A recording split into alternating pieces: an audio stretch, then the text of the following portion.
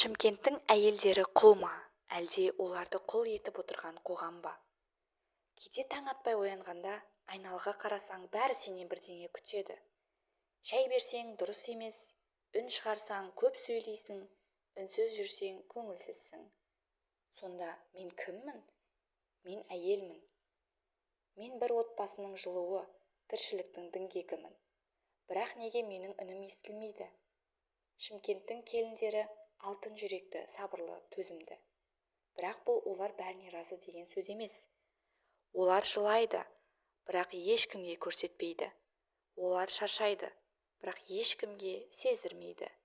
Олар құлайды, бірақ орнынан қайта тұрады. Себебі олар мықты. Бірақ күшті болу міндет емес. Әйел де әлсіреуге, еркелеп демалуға хақылы. Қоғам неге осыны түсінбейді? Әйел құл емес, әйел қызметші емес, әйел тірі адам.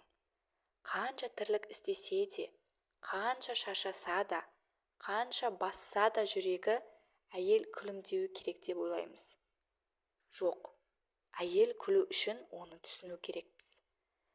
Жанын жараламау керек, жауапкершілігін бөлісу керек. Әйел бұл ұлттың іргесі. Егер біз сол іргені елемесек, бүкіл шаңырағымыз шайқалады. Бүгін, дәл бүгін өзімізден бастайық.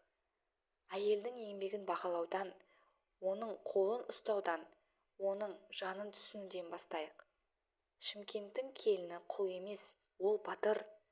Бірақ әр батырға да демалыс, құрмет, махаббат керек. Әйел бақытты болса, ұрпақ та, қоғам да, ел де өседі. Әйелге бостандық беріңіз. Әйелге рахмет айтыңыз. Әйелге құрмет көрсетіңіз. Себебі ол құл емес, ол өмірдің өзі.